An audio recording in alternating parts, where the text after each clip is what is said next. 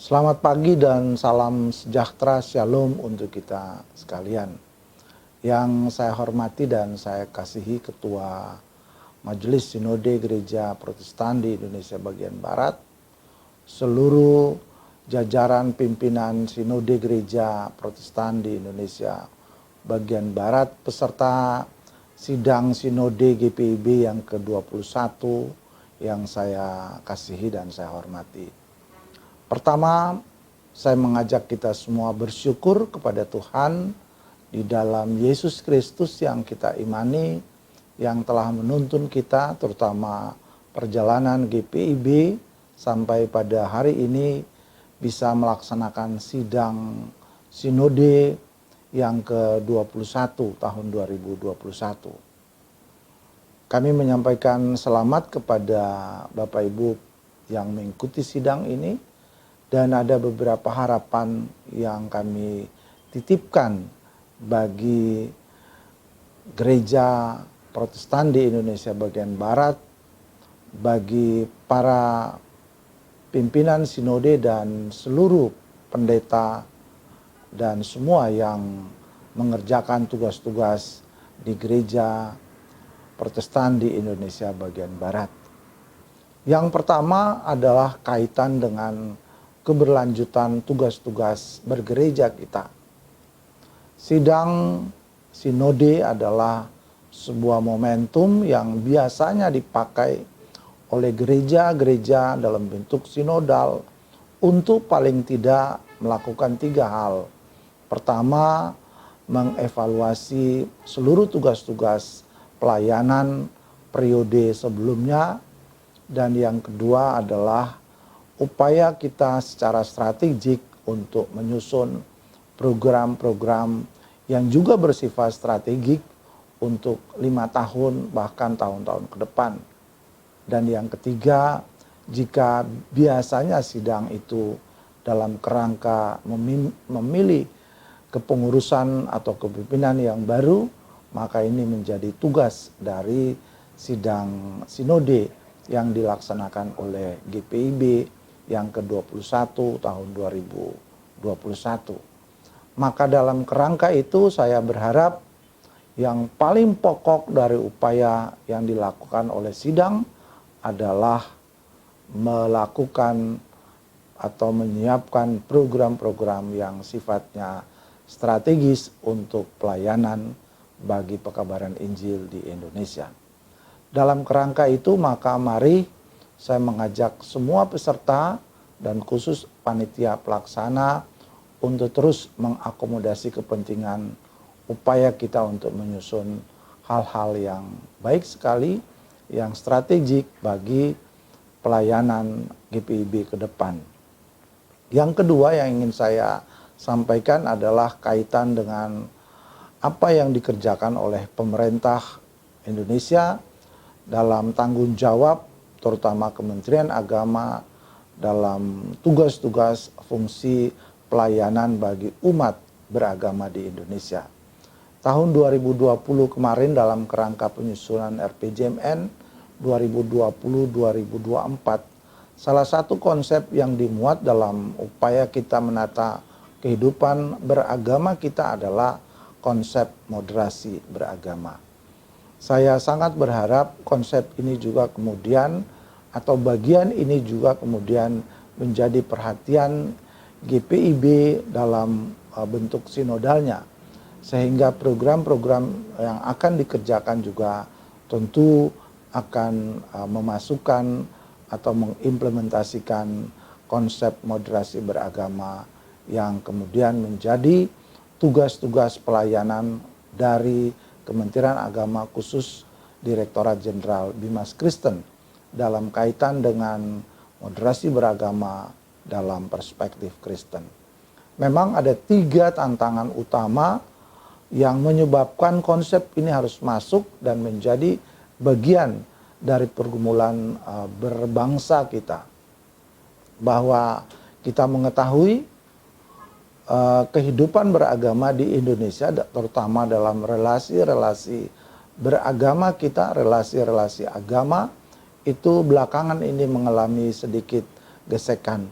bahkan menurut saya bukan pada hari-hari belakangan, sudah sejak lama sebetulnya menjadi pergumulan bagi kehidupan beragama kita. 3 tantangan yang saya maksud adalah kaitan dengan praktek beragama yang berkecenderungan ekstrim. Tidak hanya pada agama-agama yang lain, dalam kekristenan pun masih kita temukan praktek kehidupan beragama yang berkecenderungan ekstrim. Bahkan pada akhirnya bisa menimbulkan praktek-praktek yang bersikap radikal atau bersifat radikal. Dan saya kira ini berbahaya bagi kehidupan beragama di Indonesia. Bahkan praktek yang cenderung ekstrim itu kemudian bisa saja mengabaikan martabat kemanusiaan. Ini tantangan pertama dan itu terjadi di Indonesia. Yang kedua tantangannya adalah klaim kebenaran yang sifatnya subjektif. Kenapa saya katakan ini? Karena memang dalam perspektif yang eksklusif itu sebetulnya ada. Dan saya kira sangat menguat dalam kerangka eksklusivisme. Tapi kemudian kita harus menyadari bahwa klaim kebenaran itu harus kemudian kita mengartikulasi dalam kehidupan bersama kita, kehidupan berelasi kita. Karena keindonesiaan kita adalah Indonesia yang majemuk. Dan di sana banyak etnik, banyak bahasa, bahkan juga agama dan aliran-aliran kepercayaan. Maka keluar dari kerangka yang eksklusif itu, kita kemudian harus ada pada sebuah kebenaran yang menurut saya harus dia relatif. Artinya bahwa kalau saya meyakini dalam kerangka eksklusivisme bahwa itu benar, ya adalah benar. Saya harus menyatakan bahwa iman Kristiani adalah iman yang benar. Tapi kemudian dalam relasi-relasi dengan agama lain, itu kemudian tidak mengartikan bahwa kebenaran pada posisi seperti ini kemudian kita menyatakan yang lain salah. Ini yang saya sebut relatif. Karena di sana juga ada kebenaran menurut perspektif mereka. Dan ini dalam relasinya harus saling menghargai. Saya kira ini yang pokok dari konsep-konsep moderasi beragama. Dan yang ketiga, tantangan beragama di Indonesia adalah kaitan dengan memahami agama yang terlalu cenderung fanatik, kemudian mengabaikan keindonesiaan. Saya kira ini juga problem dan ada doktrin bahkan aliran agama dalam kekristenan pun mengabaikan keindonesiaan. Padahal sesungguhnya posisi agama dan posisi berbangsa itu harusnya tidak bisa kita pilahkan. Dan ini yang menjadi kemudian pemerintah melalui Kementerian Agama berusaha untuk mengintroduce sebuah konsep penting yaitu moderasi beragama. Dan itu telah masuk dalam RPJMN 2020-2024. Saya berharap sidang sinode GPIB yang ke-21 ini paling tidak bisa kemudian memasukkan juga program-program yang terkait dengan moderasi beragama. Terutama dalam relasi agama-agama, tapi juga dalam konteks yang sangat intern, yaitu relasi antar bagian-bagian agama dalam kekristenan, faham-faham keagamaan dalam kekristenan, doktrin-doktrin keagamaan dalam kekristenan.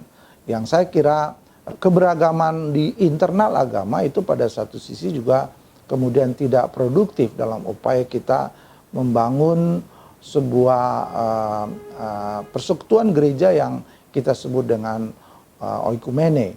Dan saya kira ini semangat ini harus terus-menerus kita giatkan, kita kembangkan, karena memang dalam kehidupan bergereja kita tujuannya satu, yaitu untuk memuliakan Tuhan yang kita imani, yang kita percaya, dan usaha kita untuk menyatukan umat yang ada di Indonesia, umat Kristen, seperti yang didoakan dalam doa Yesus, supaya semuanya menjadi satu atau ut omnes unum sin. Selamat melaksanakan sidang Sinode yang ke-21 bagi gereja Protestan di Indonesia bagian Barat. Tuhan memberkati Bapak Ibu sekalian. Shalom.